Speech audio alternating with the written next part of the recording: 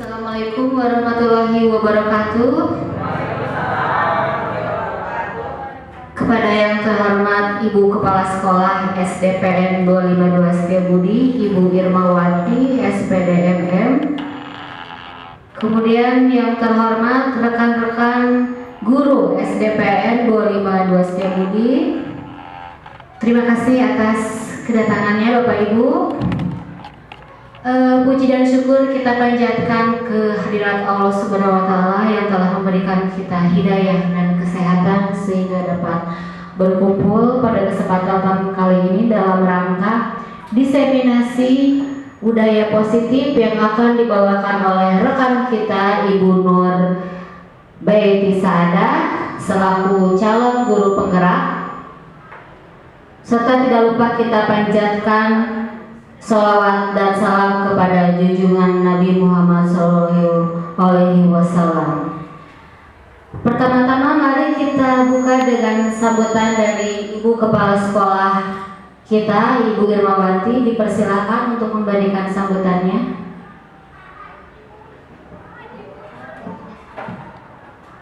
Bismillahirrahmanirrahim. Yang kami hormati rekan-rekan guru SDPN 252 Setiabudi Bandung. Assalamualaikum warahmatullahi wabarakatuh. Alhamdulillah, puji syukur selalu kita panjatkan kehadirat Allah Subhanahu wa Ta'ala. Kita hari ini dapat bertatap muka dalam acara diseminasi pemahaman dan penerapan budaya positif sekolah di sekolah yang akan disampaikan oleh Ibu Nur Baiti SPDI MMPD, yang mana Ibu Nur ini adalah salah satu calon guru penggerak angkatan 8. Tentu saja kita akan mendukung dan harus mendukung seluruhnya sepenuhnya dengan kegiatan yang akan dilaksanakan oleh Bu Nur. Mudah-mudahan acara dari kemarin, hari ini dan selanjutnya dilancarkan sampai tuntas dan Bu Nur mendapatkan kesuksesan berkat usaha dan dukungan kita semua. Mudah-mudahan Bu Nur sukses berlanjut sampai akhir, mencapai yang diinginkannya. Itu saja mungkin, dan tentu saja dorongan untuk guru-guru yang lain. Bu Betty sekarang menjelang CGP angkatan 10 ya, angkatan 10 silakan, nanti yang lainnya angkatan 9 ada nggak ada yang ikut ya. Mudah-mudahan guru-guru di sini nanti lebih maju lagi dan lebih sukses untuk kepentingan sekolah kita. Demikian, assalamualaikum warahmatullahi wabarakatuh.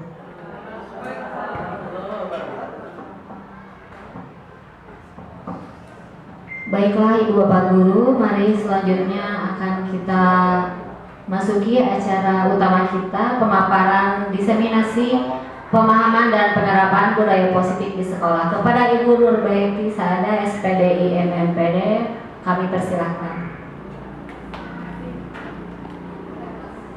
Tepuk tangan kita. Assalamualaikum warahmatullahi wabarakatuh. Waalaikumsalam.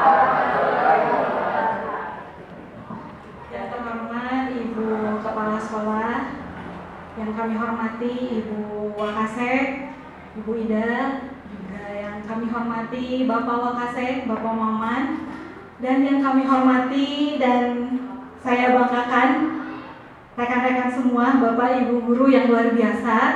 Pada hari ini alhamdulillah, terima kasih banyak atas kesempatannya. Sebetulnya hari ini itu bukan saya menjadi pemateri, tapi hari ini tuh saya belajar menyampaikan sedikit oleh-oleh atau hasil dari pendidikan guru penggerak selama kurang lebih 2 bulan.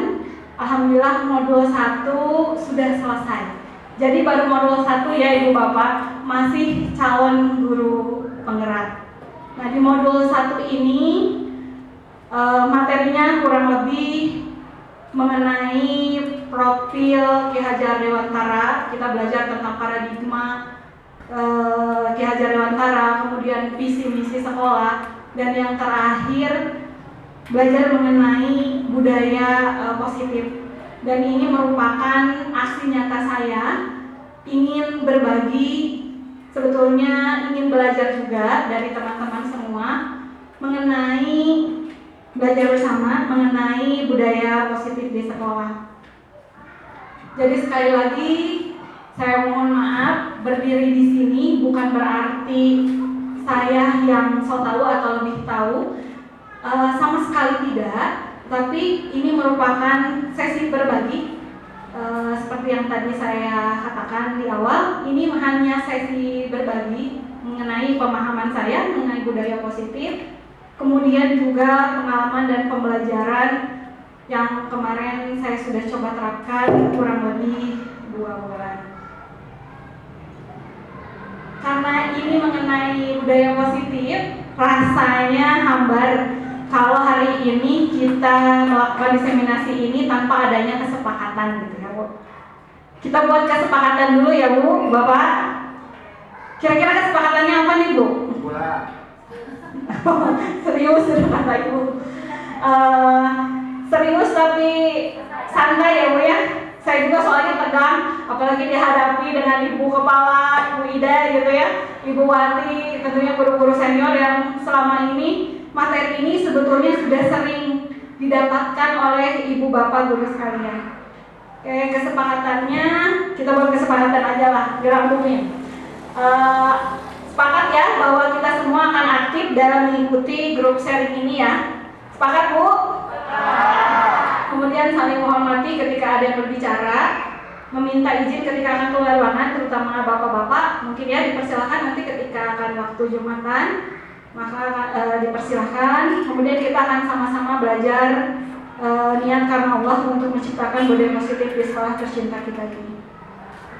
Supaya tidak tegang, kita ice breaking dulu Bu.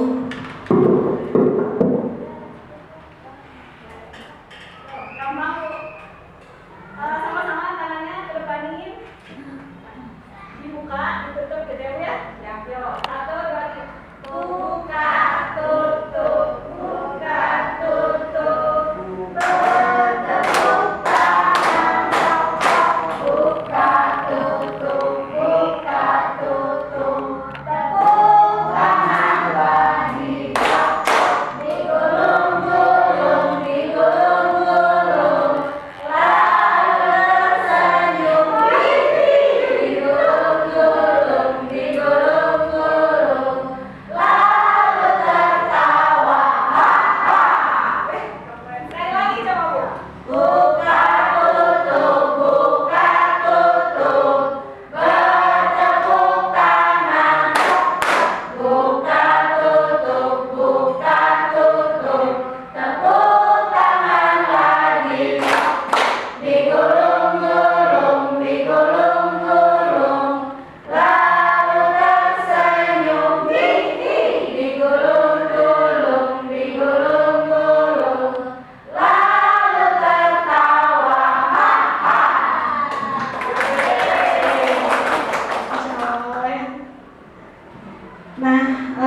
Tentunya seorang guru yang baik itu sangat penting untuk memiliki kemampuan dalam mewujudkan budaya positif di sekolah.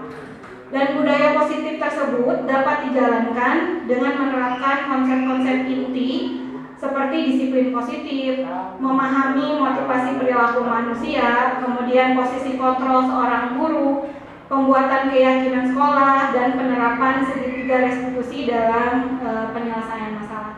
Jadi konsep inti dalam menciptakan budaya positif ini kurang lebih adalah seperti ini.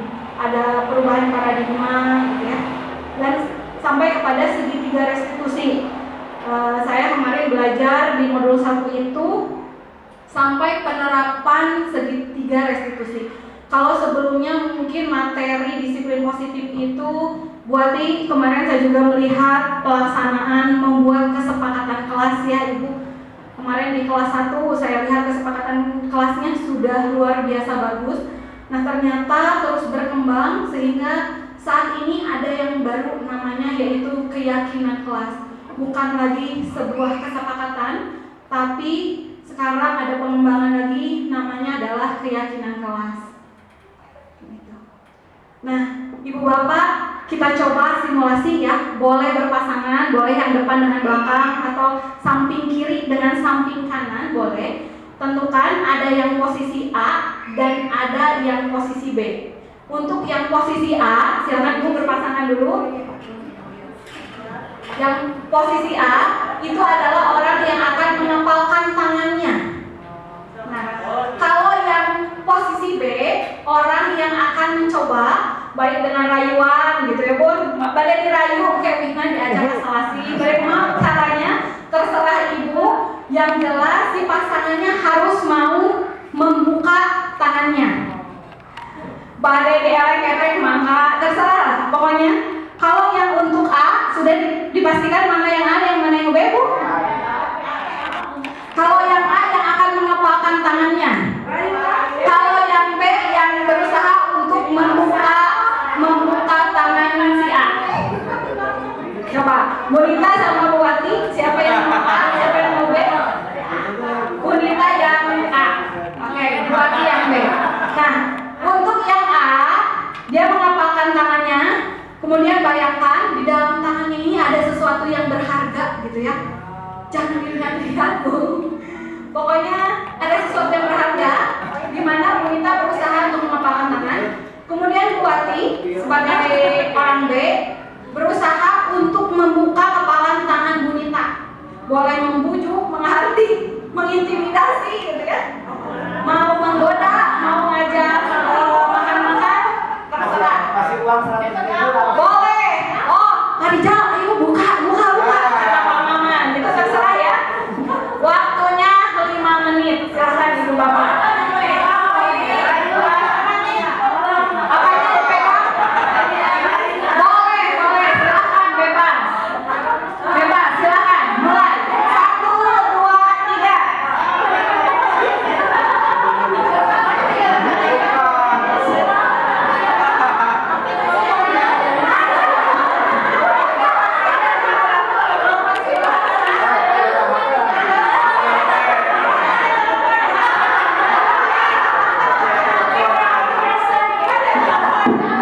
Oke, waktunya habis. Ada yang sudah bisa membuka?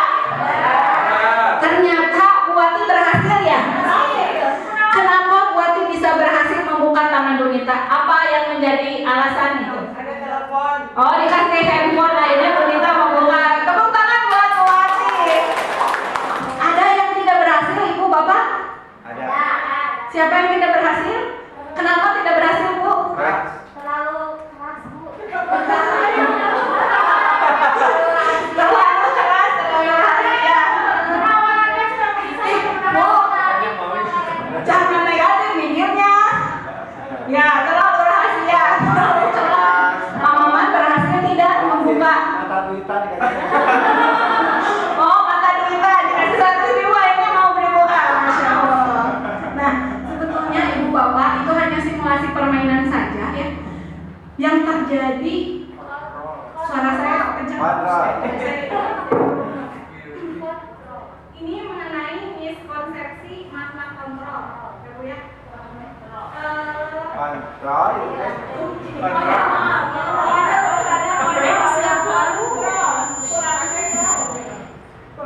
Nah, ini jadi miskonsumsi.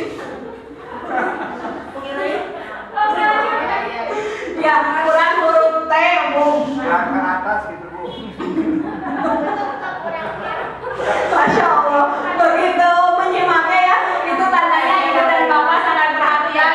Sampai kan saya buat slide kurang huruf T saja, peka ya.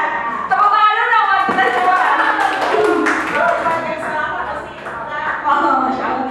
Nah, di sini Ibu yang tadi itu hanyalah simulasi mengenai makna kontrol.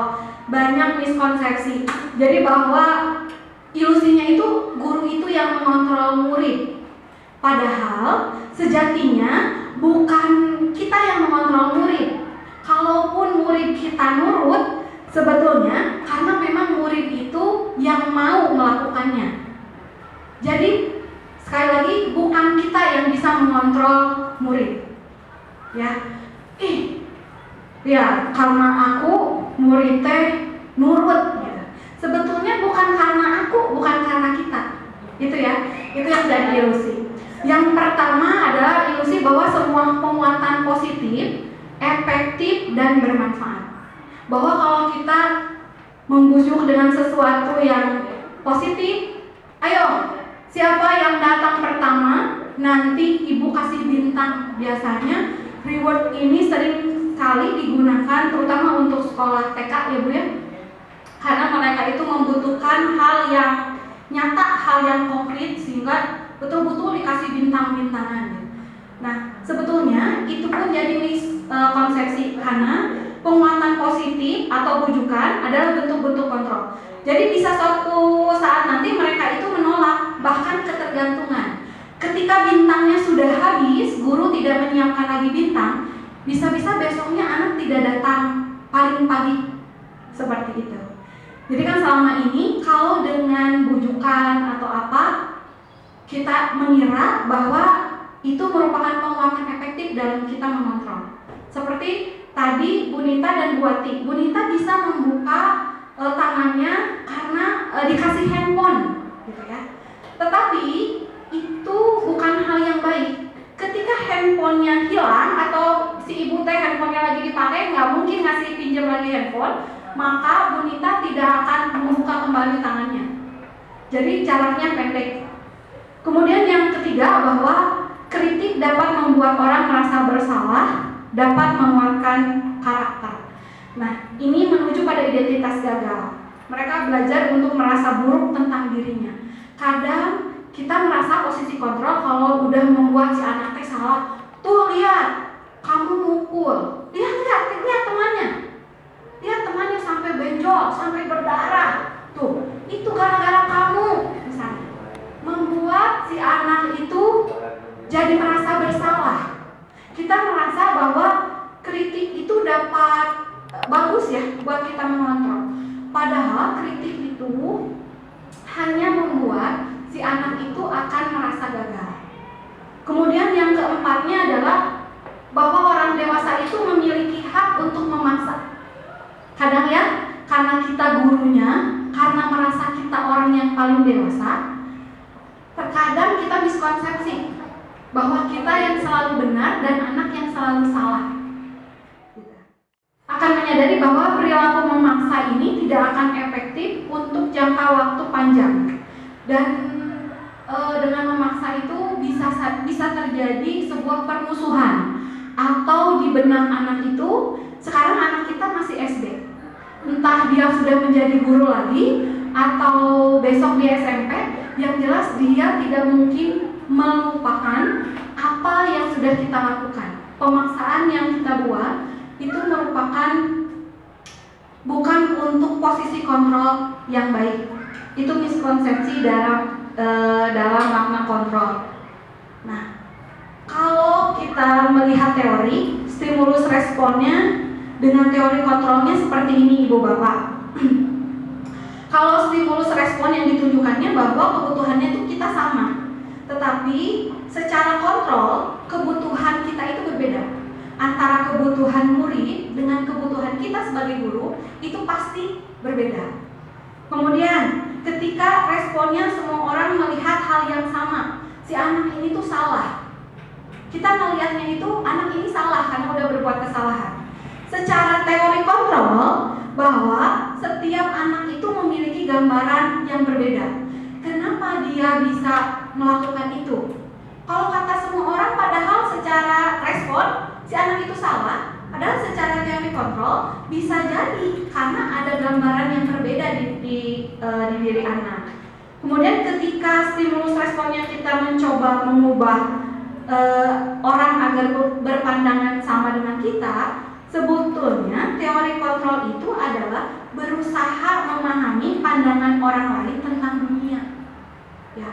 Jadi kalau Bu Wati sama Bu Nita ingin berusaha menyamakan persepsi gitu ya, bukan loh, sebetulnya kamu harus membuka tangan gitu dan lain sebagainya. Sebenarnya di teori kontrol itu adalah ingin mencoba sama-sama kenapa ini tidak mau membuka, kenapa Bu Wati ingin membuka, menyamakan persepsinya, kenapa harus dibuka, kenapa ini harus mempertahankan. Jadi ada titik tengahnya. Ketika stimulus responnya merasa bahwa orang lain bisa mengontrol, pada kenyataannya adalah hanya dirinya sendiri yang bisa mengontrol. Kemudian ketika stimulus responnya kita sebagai guru bisa mengontrol orang lain, sebetulnya adalah kita tidak bisa mengontrol murid kita sendiri. Kemudian ketika ada pemaksaan, ada pada saat rujukan gagal, yang sebetulnya tuh secara teori kontrol itu adalah kolaborasi dan konsensus menciptakan pilihan-pilihan baru. Jadi teori kontrol itu seharusnya adalah ada pilihan-pilihan baru. Titik tengahnya tadi apa? Kalau yang satu ingin membuka, yang satu ingin menutup, kira-kira jadinya apa? Apakah mau jadi kos-kosan atau jadi gimana gitu ya? Nah, kalau stimulus respon itu model berpikirnya di mana ada yang menang, pasti ada yang kalah. Di mana ada yang menang, pasti ada yang kalah. Atau ketika anak itu ngerasa menang, berarti gurunya yang kalah. Padahal secara teori kontrol adalah model berpikirnya adalah menang dan menang, bukan mencari siapa yang menang ataupun murid yang salah. Itu secara teori kontrol. Nah, selanjutnya makna disiplin. Kira-kira Ibu, menurut Ibu disiplin itu apa, Bu? Taat peraturan. Ada lagi? Patuh. Terus? Banyak ya, ya. Nah, kebanyakan orang juga sama, menghubungkan disiplin positif itu dengan tata tertib, hukuman, konsekuensi, kemudian kepatuhan pada peraturan, teratur. Ya, itu yang kebanyakan orang menghubungkan makna disiplin. Kemudian ini ada di dalam bukunya Ki Hajar Dewantara, bahwa di mana ada kemerdekaan, disitulah harus ada disiplin yang kuat. Sungguh pun disiplin itu self-disiplin, yaitu kita sendiri yang mewajibkan kita dengan sekeras-kerasnya. Tetapi itu sama saja, sebab jikalau kita tidak cakap melakukan self-disiplin, wajiblah penguasa lain mendisiplin diri kita. Dan peraturan demikian itulah harus ada di dalam suasana yang merdeka. Ini kutipan dari bukunya Ki Hajar Dewantara, gitu ya. Kalau Ibu baca, emang bahasanya itu puitis. Cuman di situ saya coba gali ya, bahwa untuk mencapai kemerdekaan atau dalam konteks pendidikan kita saat ini, untuk menciptakan murid yang merdeka, syarat utamanya itu adalah harus disiplin yang kuat. Dan disiplin itu adalah dari dirinya sendiri, dari motivasi internal, bukan eksternal. Ada juga pandangan yang sejalan dengan Ki Hajar Dewantara. Itu adalah pandangan Diana Bosen dalam bukunya Restructuring School Discipline, menyatakan bahwa arti disiplin itu sebetulnya artinya itu adalah belajar. Disiplin dapat membuat seseorang menggali potensinya menuju kepada sebuah tujuan, sesuatu yang dihargai dan bermakna. Kalau secara hemat saya, gitu ya, disiplin itu adalah tanggung jawab terhadap apa yang dilakukan berdasarkan nilai-nilai kebajikan, nilai-nilai universal, nilai-nilai yang dipercaya oleh dirinya. Itu hemat saya memahami makna disiplin positif. Setelah mempelajari apa yang disampaikan oleh Ki Hajar Dewantara, juga Diana Bosen dalam bukunya, secara singkatnya disiplin positif itu adalah tanggung jawab terhadap apa yang dilakukannya berdasarkan nilai-nilai kebajikan. Nah, nilai-nilai kebajikan itu adalah sifat-sifat positif manusia yang merupakan tujuan mulia yang ingin dicapai oleh setiap individu. Ini yang dimaksud dengan nilai-nilai kebajikan. Banyak nilai-nilai kebajikan, salah satunya yang paling kita kenal adalah profil pelajar Pancasila. Kemudian ada juga IDO Primary Years Program atau PYP. Itu banyak juga nilai-nilainya ada 9 pilar karakter, kemudian ada petunjuk seumur hidup dan keterampilan hidup, ada juga the 7 essential virtues, ada the virtus project gitu ya. Banyak nilai-nilai kebajikan atau nilai-nilai universal yang sama-sama diyakini secara universal, tidak hanya seorang diri. Menghormati orang tua itu baik bagi dirinya sendiri maupun secara universal itu ada, gitu ya Bu. Nah, nilai-nilai yang ingin dicapai oleh setiap anak Indonesia yang sudah disepakati oleh beberapa lembaga di Indonesia, kita tidak perlu memikirkan nilai-nilai universal yang lain. Minimal ibu bapak guru juga pastinya tahu ya tentang profil pelajar Pancasila. Nah, inilah nilai-nilai yang ingin dicapai oleh setiap anak Indonesia. Kita sebagai guru SD tentunya ingin menjadikan anak-anak kita itu memiliki atau meyakini nilai-nilai ini. Aman, biar nggak ngantuk ya, apalagi nanti ditambah khutbah Jumat gitu. Makan dulu. Kita hafalin dulu nilai-nilai profil pelajar Pancasila. Ya. Walaupun sudah hafal, nyanyi dulu lah. Biasanya Bu Wati atau Bu Ida atau Ibu ya. Kita nyanyi dulu Bu. Berkenan menyanyikan lagu pelajar Pancasila. Pakai lagunya tuh yang beca-beca ya Bu ya. Pelajar Pancasila beriman dan bertakwa pada Tuhan Yang Esa dan berakhlak mulia, berkebinekaan global, gotong royong mandiri, kreatif dan bernalar kritis. Itu 6 ya. Padu sama Ibu ya. 1, 2, 3. Belajar Pancasila, beriman dan bertakwa pada Tuhan Yang Esa, berakhlak mulia, berkebinekaan global, gotong royong mandiri, kreatif dan bernalar kritis. Nantikan penayangannya ya. Nanti ada rekamannya. Inilah yang menjadi nilai-nilai yang saat ini ingin dimiliki oleh anak-anak Indonesia, dan mudah-mudahan kita guru-guru Indonesia bisa mewujudkannya di dalam diri anak-anak Indonesia. Nah, selanjutnya mengenai motivasi perilaku manusia. Kalau kita lihat motivasi perilaku manusia itu ada 3. Ada yang dia itu motivasinya yang muncul itu adalah untuk menghindari ketidaknyamanan atau hukuman. Dia melakukan sesuatu itu karena takut Bu biasanya. Ada juga yang karena untuk mendapatkan imbalan atau penghargaan dari orang lain. Dan ini merupakan motivasi ekstrinsik ya dari luar. Dan yang terakhir, motivasi perilaku manusia itu ada yang motivasi dari dalam, yaitu ingin menjadi orang yang mereka inginkan dan menghargai diri sendiri dengan nilai-nilai yang mereka percaya. Kalau kita guru-guru SDPN datangnya 7:30, itu adalah dikembalikan pada motivasi diri sendiri-sendiri ya Bu. Ada yang misalnya saya mah datangnya jam 6. Masya Allah, luar biasa. Ibu kepala kita saat ini seringkali datangnya pukul 6 pagi. Pasti ibu tidak tahu ya, tepuk tangan dulu dong buat ibu kepala. Kalau butuh sosok pemimpin datangnya paling pagi, kita sebetulnya bisa lihat pemimpin kita di SDPN datangnya seringkali pagi. Tetapi itu hanya motivasi ekstrinsik dari luar. Kalau yang cuek aja, si ibu udah datang juga gitu. Betul tidak Pak Maman? Pak Maman yang rumahnya jauh dari Ciwastra itu datangnya jam 7. Tapi Ibu Nurbaiti yang dari Sukajadi lebih dekat kadang kesiangan. Saya sadari itu Bu. Sekaligus merefleksi diri. Karena terkadang nilai motivasi dalam dirinya berarti belum muncul. Sebetulnya kita datang lebih pagi, disiplin datang pagi pada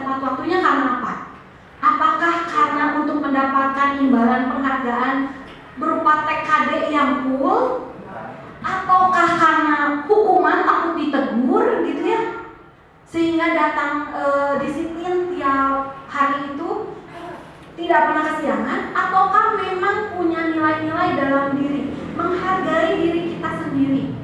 Saya harus datang tepat waktu. Saya sebagai guru harus punya profil, harus punya integritas. Makanya saya datang tidak pernah terlambat. Itu adalah motivasi dalam diri. Itu hanya contoh saja ya Bu ya.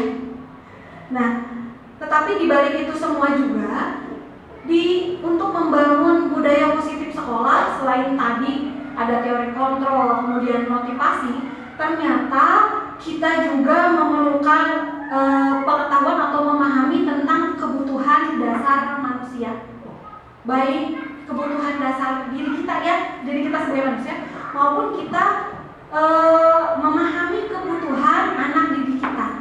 Nah, secara garis besar kebutuhan dasar manusia itu ada 5.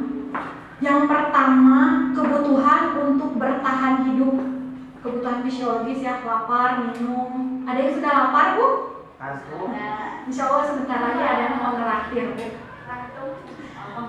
Nah, lapar, ngantuk, betul. Ada ya, itu juga kebutuhan juga. Berarti kalau ngantuk harus apa? Tidur. Harus tidur. Tapi sekarang jangan mau tidur ya, Pak Mama mau gimana? Ada juga memang yang membutuhkan rasa kasih sayang. Ingin disayangi, Bu. Pak Mama ingin disayangi. Ada juga yang membutuhkan memang rasa diterima, gitu ya, kebutuhan untuk diterima. Kebutuhan manusia juga karena penguasaan. Ingin kebutuhan pengakuan atas kemampuan. Ingin diakui bahwa si anak itu punya kemampuan, gitu. Terkadang ada kebutuhan itu yang muncul di diri anak. Ada juga kebutuhan kebebasan, kebutuhan akan pilihan. Jangan sampai guru yang merdeka itu adalah guru yang saklek gitu ya Bu. Pokoknya pilihannya adalah kesini. Padahal manusia punya pilihan-pilihan. Mau ini, mau itu, atau mau kayak gimana.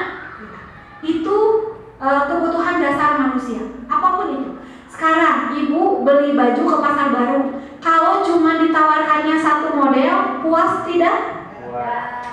Tapi kalau dijanjrengin modelnya banyak, kira-kira puas tidak? Bingung, puas. Tapi senang ya Bu? Karena itulah ada sisi bahwa manusia itu punya kebutuhan pilihan, kebutuhan akan pilihan. Sama dengan anak-anak didik kita juga. Kemudian kebutuhan kesenangan, merasa senang, Ibu ya. Ada yang terakhir senang? Aduh, ada yang jajanan ya. Bulan ini banyak yang ulang tahun, Masya Allah, banyak yang terakhir. Senang nggak Bu? Bahagia nggak Bu? Apalagi ibu kepala ngasih batik lagi, wah rasanya lengkap gitu ya. Itu adalah memang kebutuhan kita, ada yang membuat happy. Jadi kalau kita ngajar sudah jenuh, nggak apa-apa Bu, healing-healing sedikit gitu ya, seperti kemarin ya Bu ya. Nanti tenang, Ibu Ida dan Ibu Kepala sedang memprogramkan kembali, insya Allah. Nah, dari tadi kebutuhan yang 5 itu, coba sekarang tebak Bu. Kalau ini, Dinda seorang anak kelas 3 SD kasusnya. Begitu tiba di rumah, sepulang dari sekolah, menangis, mengadu pada ibunya bahwa dia benci pada Ibu Rani, benci sama gurunya. Nah, terus kalau jawabannya Dinda seperti nomor 1, kira-kira kebutuhan apa? Boleh Bu Betty membacakan jawaban si Dinda nomor 1?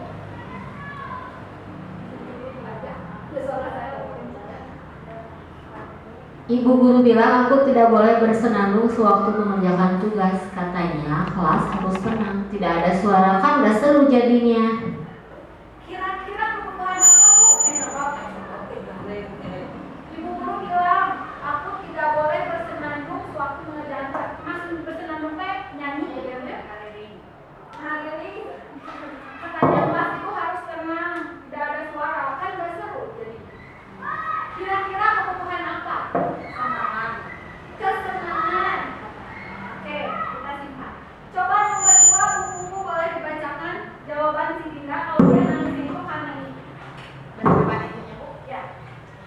Ibu guru tidak menyapaku hari ini, padahal aku pakai jepit rambut baru. Ibu gurunya teh lupa. Ibu gurunya teh lupa tidak menyapa. Padahal aku teh udah padahal guru saya itu udah bilang pengakuan butuh perhatian. Betul, perhatian atau saya. Sekarang yang ketiga, ada yang mau pacaran bisa?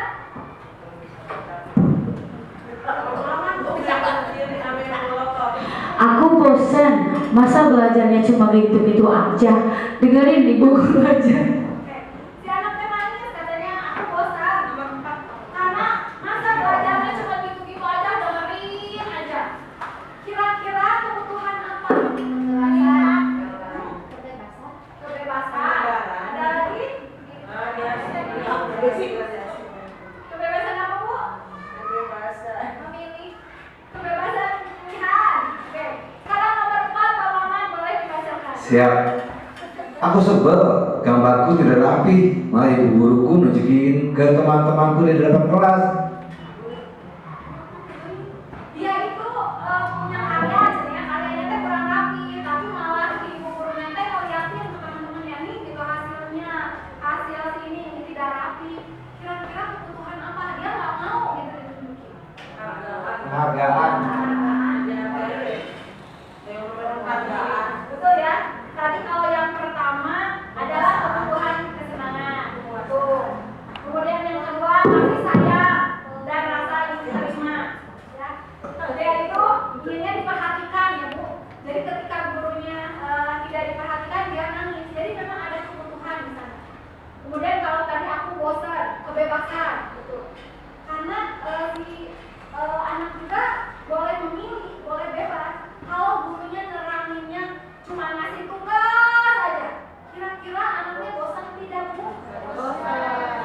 Ini yang harus kita ada pembelajaran diferensiasi itu kan pembelajaran yang mengungkapkan kebutuhan siswa. Disinilah kita seorang guru harus belajar memahami kebutuhan yang dibutuhkan siswa itu apa. Selain gaya belajar ya, itu untuk pelajaran. Nah, kebutuhan itu apa? Ternyata kan seorang manusia itu punya kebutuhan kebebasan. Jadi seorang guru tidak boleh mengajarnya kasih tugas aja, atau enggak nerangin aja, ceramah aja ya. Apalagi kayak guru agama yang kalian nyalin, kurang tadi sudah nulis, sampai pokoknya baru 1 semester betul yang tidak pernah ngasih tugas. Nggak tahu ngapain itu di kelasnya. Kan tidak mungkin main-main terus. Bolehlah seringan, activity, ada permainan gitu ya. Tadi seru tuh pramuka. Kenapa pramuka selalu jadi materi yang seru gitu ya?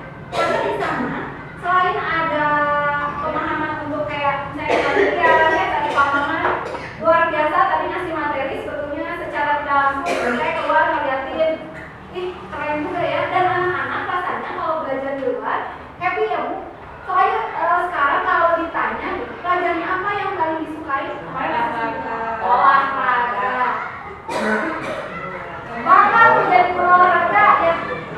Tapi terkadang ada kebutuhan loh yang kurang dipenuhi oleh siswa. Olahraga itu kan tidak cuma untuk main-main ya. Ada kadang itu merasa lelah gitu ya. Kalau lagi kelas itu yang sesuai gitu. Tapi memang kebanyakan terkadang anak menyukai olahraga karena memang ada kebutuhan si anak itu mungkin butuh berlari atau memang tipikal daya belajarnya yang kemudian kita harus mulai membedakan apa yang namanya hukuman, konsekuensi, dan restitusi. Ibu bapak ada yang sudah pernah dengar tentang restitusi? Baru. Bukan prostitusi. Kalau prostitusi maksudnya kalau itu tentang hukuman, konsekuensi, restitusi. Sebelumnya kita belajar disiplin positif, saya juga sama Pak Bu, hanya memahami tentang yang namanya hukuman dan yang namanya konsekuensi. Setelah belajar di program guru ini, barulah ya karena memang dunia ini terus berputar ya, sehingga memang upgrade terus ada yang namanya restitusi. Kalau hukuman itu pasti ya bersifat tidak terencana. Jadi hukuman kan namanya kan pokoknya mana kesiangan, bisa jadi hukumannya teh Lompatan. lari keliling lapangan gitu ya Pak, atau enggak hukumannya udah mau kesiangan disimpan atau di luar, udah tunggu aja di luar atau apa gitu hukumannya. Itu memang tidak direncanakan hukuman itu, jadi spontanitas. Kemudian bersifat satu arah tanpa melalui kesepakatan. Belum tentu si anaknya mau kesalahannya kesiangan, dititah ngepel. Soalnya karena kamu kesiangan tadi, kamu yang ngepel ya hari ini. Itu padahal tidak ada kesepakatan, belum tentu anaknya mau ngepel. Kemudian bisa berupa fisik maupun psikis, bisa juga ada yang suka mukul, gaya dari preman, dari sebelumnya insya Allah tidak ada yang pernah nyumpil kalau dia tidak takut. Tapi bisa jadi juga bentuknya itu hukuman itu dari psikis, bisa jadi sentakan, gitu ya, omelan, atau dan ini mendorong menyalahkan diri saya. Kalau konsekuensi itu tentu sudah jelas terencana, disepakati. Ya anak-anak pokoknya piket ya, sepakati yang tidak piket apa? Harus piket ngebantu di hari selanjutnya. Sepakat. Itu konsekuensi. Kemudian jadi disetujui oleh murid juga dan disetujui oleh guru. Murid tetap dibuat tidak nyaman. Kalau konsekuensi ya pasti ada yang tidak nyamannya. Karena kamu tidak mengerjakan PR, ya nanti istirahat. Konsekuensinya yang tidak mengerjakan PR setiap istirahat adalah melanjutkan PR-nya harus diselesaikan. Itu pasti tidak nyaman Pak. Yang namanya istirahat mah pengennya jajan, main. Tetapi ketika itu sudah jadi konsekuensi, kesepakatan antara murid dan guru itu akan dilakukan dan tetap membuat si anak tidak nyaman. Kemudian juga mendorong kepatuhan. Jadi si konsekuensi ini memang dibuat atau untuk si anak itu mendorong kepatuhan supaya patuh ini. Dan ini tuh sifatnya bisa positif, si konsekuensi ini bisa juga negatif. Tetapi sekarang ada yang namanya restitusi.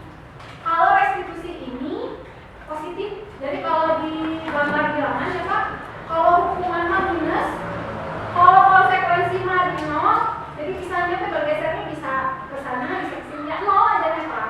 Nah kalau restitusi ini positif, karena restitusi ini adalah kondisi bagi murid untuk memperbaiki kesalahan mereka, membuat sebuah kondisi yang untuk si anak itu bisa memperbaiki kesalahannya, untuk mencari solusi, untuk berpikir tentang orang seperti apa sih saya ini, dan untuk mendorong tumbuhnya disiplin positif.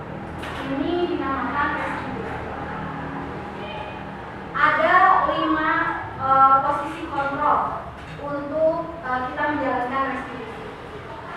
Posisi kontrol seorang guru itu ada 5. Sambil kita merefleksi, ada guru itu yang selalu mengambil posisi kontrol itu sebagai penghukum.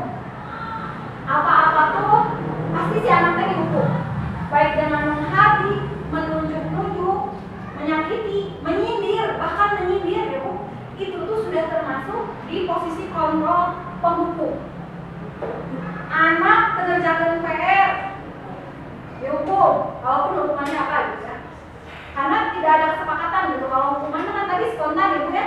Tiba-tiba lu mengerjakan PR Oke. di nongeng. Ada guru memang yang tipikal kontrolnya itu adalah penghukum. Ada juga ibu yang pembuat merasa bersalah, yang selalu kalau anak punya kesalahan atau berbuat tidak sesuai jalur berceramah juga guru kayak itu.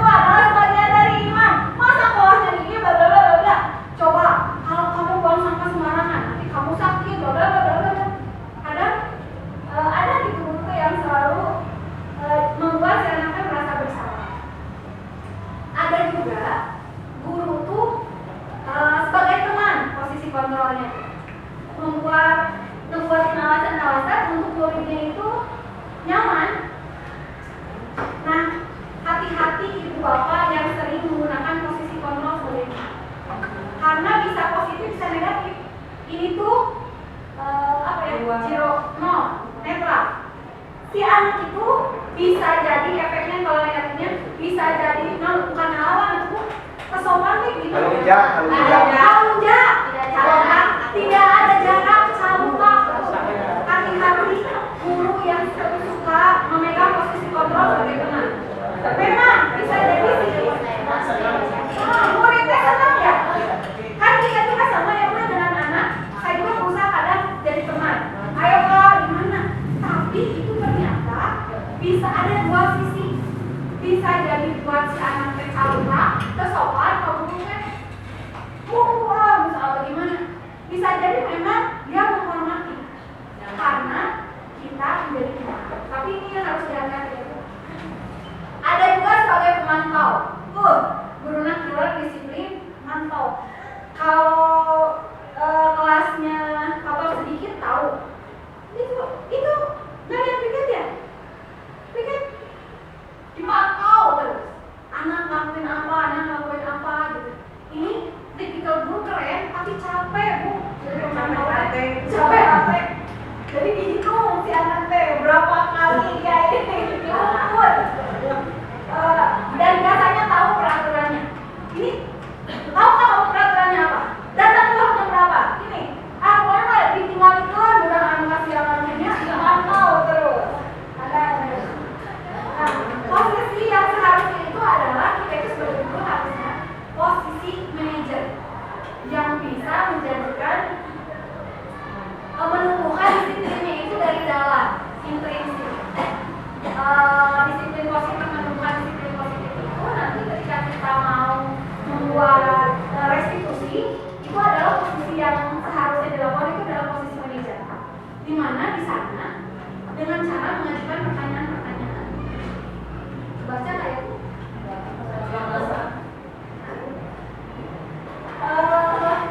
Kalau identitas gagal, ini perilaku kontrol negatif itu terjadi pada posisi guru. Ya, bapak-bapak yang lebih matang itu biasanya berhukum dan membuat rasa bersalah. Yang tadi ya, ini yang akan menimbulkan perilaku kontrolnya negatif. Karena hasilnya, kalau kita sebagai penghukum, maka anaknya itu akan menjadi pemberontak. Ibu, kalau ibu lihat murid kita ada ya yang ada pemberontak, bisa jadi karena orang atau budaya di rumahnya memang keras. Saya tinggal di lingkungan ABRI kurang lebih setelah lulus kuliah, saya pindah dari pertamanya di luar asrama, pindah ke masjid di dalam asrama. Beda sekali ngajar anak-anak ngaji, anak-anak sekolah, memang tidak semua ya, tetapi dengan anak yang biasa-biasa saja. Biasanya anak itu lebih berontak. Enggak, kalau kita walaupun anak tentara atau warga kita mah keras ya bu, rata-rata keras. Ayahnya tentara. Ya, betul, rata-rata keras. Dan ternyata si anak itu bisa saja jadi anak yang pemberontak. Jadi atau enggak, ketika dia tidak pemberontak, dia jadi yang selalu menyalahkan diri. Saya mah salah, apa-apa saya salah. Itu akibat kalau kita selalu di posisi kontrol sebagai penghukum. Kalau tadi yang membuat merasa bersalah, saya juga refleksi, sering sekali saya membuat anak saya pribadi yang di rumah ngejadiin anak saya itu salah, gitu, merasa bersalah. Kak, Bunda mau kecewa, kamu kok kayak gini sih kak? Kok kamu pulang ke rumah nggak bilang main gitu, rumah temannya sampai sore nggak bilang dulu. Bunda mau kecewa. Ternyata itu tuh bisa membuat si anak itu menyembunyikan, bisa jadi berbohong. Karena biar kita, guru atau orang tuanya tidak kecewa. Disadari tidak disadari, ini hasil yang akan terjadi. Si anaknya akan menyangka, enggak kok, aku mah enggak ini, atau enggak dia akan berbohong. Kemudian kalau perilaku teman, ini positif ya. Kemudian dia juga bisa jadi yang tadi tuh bisa jadi negatif, bisa jadi positif, bisa jadi motivasi eksternal, bisa juga jadi motivasi intrinsik. Tetapi untuk teman ini jangka panjangnya atau hasilnya si anak ini akan ketergantungan. Kalau guru olahraganya, ini contoh, guru olahraganya itu ketika kelas 4 dan 5, Bu Anissa ini posisi kontrolnya adalah sebagai teman. Si anak itu nyaman dengan Bu Anissa, tetapi ketika dia sudah kelas 6, berubah guru olahraganya, kemudian posisi kontrol gurunya berubah, mau itu pemukul mau apa, si anak itu yakin tidak akan menyukai belajar olahraga. Kenapa? Karena dia merasa ketergantungan. Guru olahraga saya kemarin kelas 4 dan 5 itu friendly, teman, gitu ya. Ketergantungan aja Bu. Saya mau belajar hanya sama Bu Ida misalnya. Kalau misalnya Bu Ida posisinya itu selalu memposisikan posisi kontrol yang dipakai Bu Ida itu sebagai teman. Si anaknya nyantai gitu ya, dengan Bu Ida happy, enjoy, tapi pada ringan memang. Tetapi ketika berubah gurunya, si anaknya ketergantungan. Makanya si teman ini tuh bisa positif, bisa negatif. Positifnya, ya si anaknya enak, disuruh apapun sama kita nurut, belajar apapun mudah paham gitu ya. Tetapi sifatnya adalah hasilnya itu ketergantungan. Ketika tidak ada temannya, atau Bu Ida sakit, atau Bu Ida mau melahirkan lagi, oh tuh, cuan cerai Bu Ida, cuti, terus diganti gurunya sama Bu Puji misalnya, dari Bu Ida. Anak itu nanti ketergantungan, tidak ada teman yang sebelumnya. Ada juga pemantau, ini hasilnya adalah menyesuaikan bila diawasi. Kalau pemantau berarti anaknya akan nurut ketika ada pengawasnya. Kalau tidak ada pengawasnya, wow, ibu benar-benar nggak? Siga budak keluar kedogan, cina ibu ya? Itu adalah hasil dari pemantau. Jadi kalau ketika di rumah kan dipantau terus sama orang tuanya, bla bla bla. Wah, jangan gini, jangan gitu, peraturannya begini, peraturannya begitu. Kalau di rumah dia tidak pernah makan sambil berdiri karena dipantau. Duduk makan teh, duduk makan teh, ini tanpa tahu kenapa harus makan itu duduk. Pas makan di luar, makannya nggak cuma berdiri, tapi jalan-jalan Bu. Karena itu adalah hasil dari posisi kontrol dari pemantau. Nah kalau dari manajer itu menguatkan watak hasilnya atau menguatkan karakter si anak. Kan lewat pertanyaan-pertanyaan, lagi mengajukan pertanyaan. Apa sih sebetulnya yang kamu yakini? Kenapa sih kamu harus datangkan? Ya biar ketemu teman-teman. Terus ya memang menghargai dirinya sendiri sebagai diri yang disiplin. Gitu. Sehingga memang hasilnya juga akan menguatkan kalian. Kita percepat ya. Selanjutnya tentang keyakinan sekolah atau keyakinan kelas. Ini alhamdulillah di SBPM sudah hampir semuanya melakukan, saya lihat. Di kemarin ketika MPLS, saya lihat kelas 1 terutama alhamdulillah luar biasa. Cuma di sini dokumentasinya untuk kelas 1 belum saya insert. Belum saya masukin. Keyakinan kelas atau sekolah itu sama. Pernyataan universal yang mudah diingat, dipahami, dan harus diterapkan di lingkungan kelas atau sekolah.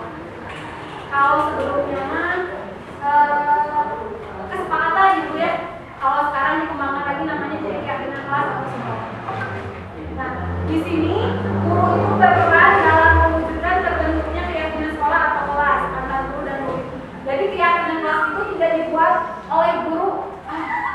Udah pokoknya saya buat kesepakatannya di kelasnya tidak boleh berisik, harus saling menghargai, harus saling menyayangi, bla bla bla bla. Tidak seperti itu.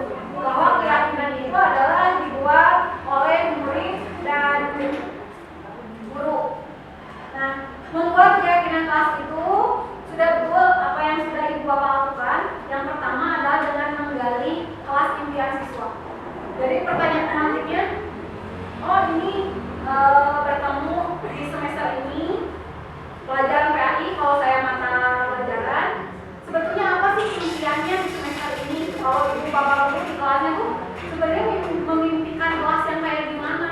Oh, kelas yang bersih, kelas yang nyaman, terus teman-temannya enak, rame, dari sana, dari impian-impian siswa itu, barulah kita buat yang namanya peraturan atau kesepakatan kelas yang ingin mewujudkan si impian tadi. Kan kemarin Wati sudah membuat kesepakatan ya. Nah itu sebetulnya bukan dari kita saja, tapi itu seharusnya memang dari murid. Murid pengennya kayak gimana? Dibuatlah peraturan atau kesepakatannya. Oke, misalnya Bu Yuni pengen kelasnya itu karena suara Bu Yuni itu lebih kecil ya. Sementara kelas 1 itu bayangkan aja kelas 1 itu yang pokoknya guru kelas 1, guru PAI kelas 1 luar biasa. Suaranya yang harus tetapi supaya ada kesepakatan. Oh, ketika Bu Yuni berbicara, berarti yang lain diam. Ketika anak-anak ada yang berbicara, Bu Yuni akan diam. Itu apa? Misalnya saling menghargai. Kalau berisik semuanya, kira-kira kita bisa belajar tidak? Ya. Sebetulnya itu digali dari mimpi-mimpi si anak. Peraturannya, jangan berisik di kelas. Nah, dari peraturan atau kesepakatan itu dirubah jadi kalimat positif. Jadi jangan berisik. Tetapi dirubah. Apa sebetulnya dari mimpi itu? Jangan berisik. Oh berarti menghargai, saling menghargai atau menghargai ketika orang yang berbicara bergantian. Nah setelah dirubah dari kalimat positif, barulah dirubah menjadi keyakinan atau nilai-nilai kebajikan. Kalau di profil Pancasila kan bergotong royong gitu. Jadi kalimatnya itu yang pendek-pendek saja, yang mudah diingat oleh si anak. Jangan terlalu banyak, cukup 5 saja, tapi mewakili dari mimpi-mimpi si anak. Gitu ya. Itu untuk pembuatan keyakinan kelas. Kemudian selanjutnya segitiga restitusi. Tadi restitusi itu kan bentuknya pertanyaan-pertanyaan. Jadi sebuah dialog yang dijalankan oleh guru atau orang tua yang dapat menghasilkan si murid itu adalah mandiri dan bertanggung jawab. Itu pengertian dari segitiga restitusi. Segitiga restitusi ini sebetulnya bukan hal yang baru. Ini sudah pernah dilakukan. Coba Buati mungkin pernah ya ngomong gini ke anak. Setiap orang pasti pernah melakukan kesalahan. Ya, udah jangan nangis. Dah, jangan nangis. Semua orang pasti pernah melakukan kesalahan. Pernah pasti. Sebetulnya ini bukan hal yang baru. Cuman dengan perkembangan teori, gitu ya, akhirnya ada yang menemukan inilah yang dinamakan dengan segitiga restitusi. Yang pertama itu menstabilkan identitas. Kedua, validasi tindakan yang salah. Ketiganya, menanyakan keyakinan. Yang mana ketiga proses ini tujuannya hanya satu, ingin menghasilkan anak yang mandiri dan bertanggung jawab. Jadi kalau di menstabilkan identitas, biasanya ada guru tuh nanyanya gini, udah nggak apa-apa, berbuat wajar kok kamu mencari ini gitu ya, atau nggak sengaja patahin pensil temannya, nggak apa-apa, jangan nangis, nggak apa-apa, dengan kata-kata nggak apa-apa. Sebetulnya itu ingin menstabilkan identitasnya dulu, membuat si anak itu tenang dulu ya Pak. Ada proses pembelajaran ketika dia melakukan itu, sehingga guru itu harus menstabilkan identitas. Jadi guru tidak menanyakan kepada kesalahan yang dilakukan si anak, tetapi ingin fokus memperbaiki kesalahan yang dilakukan oleh si anak. Kalau validasi tindakan yang salahnya, Ini adalah perilaku berdasarkan kebutuhan tertentu dari pemikiran pertamanya guru, dari pemikiran stimulus respon jadi proaktif. Jadi si guru mikirin sebetulnya kamu bisa melakukan lebih buruk dari itu, tapi gitu ya, kamu pasti punya alasan. Jadi menggali kebutuhannya. Si guru tuh tadi mau ngambek, cuman dari sana kita validasi tindakan dulu. Si anak itu berbuat itu karena apa? Kayak tadi nangis itu sebenarnya karena apa? Bisa jadi murid ngobrol itu karena gurunya sudah tidak menarik. Bisa jadi ibunya ini ada stimulus respon apa gitu ya. Bisa jadi mungkin udah tahu gitu ya, anaknya udah tahu tidak ada tantangannya ya. Jadi memang kita harus tahu dulu validasi tindakannya dulu. Kenapa si anak melakukan itu? Kebutuhan apa di balik itu? Dan ketiganya adalah menanyakan keyakinan. Sebetulnya apa sih yang kamu yakini? Apa sih yang bisa dilakukan untuk memperbaiki supaya kamu tuh jadi orang-orang yang jadi orang benar teh harus kayak gimana? Jadi segitiga restitusi ini merupakan proses dari tiga hal ini: menstabilkan identitas, validasi tindakan yang salah, juga menanyakan keyakinan yang dimiliki oleh si anak. Ini boleh berurutan, boleh acak-acakan, dan ini pun disadari atau tidak disadari seringkali memang digunakan oleh guru-guru kita. Namun tidak tahu kalau ini tuh ternyata yang dinamakan segitiga restitusi. Dengan nanyain kesalahannya apa, terus tidak menyalahkan, buat dulu si anak tenang yang membuat kesalahan. Tetapi yang jarang digunakannya adalah ketika menanyakan keyakinan, terus memberikan pilihan-pilihan untuk memperbaikinya. Itu yang terkadang terlewat. Banyak contoh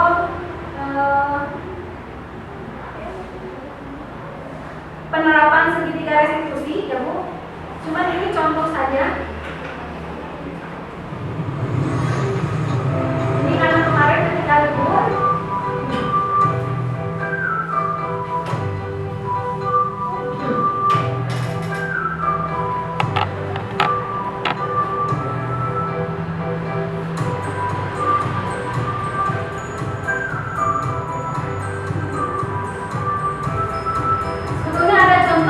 baik, Ibu nanti bisa lihat juga di YouTube. Sebetulnya ini bukan contoh yang sempurna juga, hanya gambaran ketika saya melakukan restitusi. Ini pun kebetulan Bu, karena kemarin libur, sementara tugas harus terkumpul sehingga saya spontan melakukan ini. Karena libur tidak ada murid, saya menelpon murid kasihan.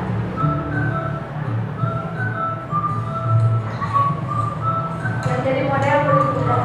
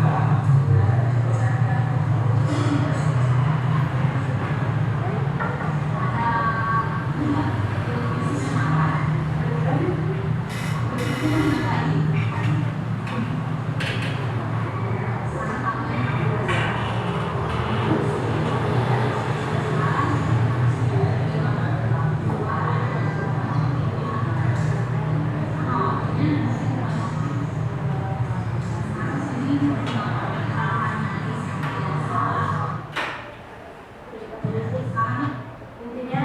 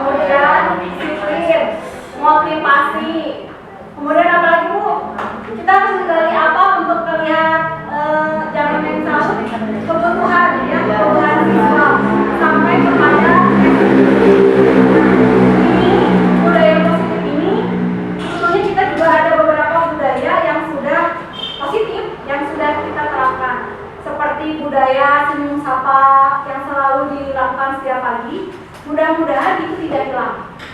Ibu Ida sebagai pengontrol juga membuat jadwal dan sebagainya, tapi mudah-mudahan ada di diri kita adalah disiplin menjalankan itu tanggung jawab gitu ya. Itu dalam diri muncul untuk kita juga untuk membangun budaya sekolah kita. Karena budaya positif ini tidak bisa dilakukan oleh seorang dua orang. Tidak bisa hanya dilakukan oleh ibu kepala dan ibu Ida. Ketika ibu kepala nggak ada, ibu Ida nggak ada, udah di SDPN emang akan ada orang, nggak akan ada yang salaman. Mudah-mudahan itu tidak terjadi. Walaupun ibu Ida misalnya sedang healing dulu ke Banten, tetap budaya di sekolah di SDPN itu tetap ada. Ketika memang kita menjalankan senyum sapa itu dalam diri kita, motivasi intrinsik. Itu merupakan budaya positif yang harus kita bangun di sekolah tercinta kita. Budaya positif ini pun tidak dapat saya bangun sendirian gitu ya. Hari ini mudah-mudahan menjadi langkah awal dalam pembentukan budaya positif. Selama ini Bu sharing diskusi ini, walaupun ini kesannya kayak saya ceramah ya Bu ya. Padahal harusnya nanti kita akan selalu diskusi, mungkin nanti mah di ruang dulu. Selama ini yang saya tahu yang selalu berbagi itu adalah Bu Ida. Jadi setiap kali pelatihan Bu Ida yang nyampein ke kita. Tetapi jarang sekali guru yang sudah melakukan workshop atau pelatihan ada diseminasi ataupun ada saling berbagi.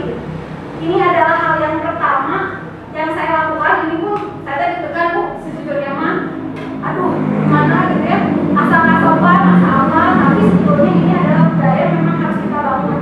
Banyak di sini sekarang ada guru-guru lain yang Bu Sabrina, Bu Santi gitu ya, kalau udah kepaksa Bu Santi juga waktu KWSP atau baru ke depan gitu. Padahal kalau kita selalu melakukan misalnya dibiasakan setiap hari Jumat, Bu Wati dari kelas 1 ini gini, mungkin kita bisa membangun budaya belajar ya untuk guru-guru kita misalnya bisa lebih upgrade lah. Bu Bina juga kan orangnya kayak nggak pernah muncul, padahal luar biasa lah gitu. Saya juga belajar dari teman-teman. Mungkin itu saja Ibu Bapak, terima kasih banyak untuk kesempatannya hari ini saya bisa berbagi dan belajar bersama dari Ibu Bapak semua. Demikianlah yang bisa saya sampaikan. Wabillahi taufiq wal hidayah. Wassalamualaikum warahmatullahi wabarakatuh.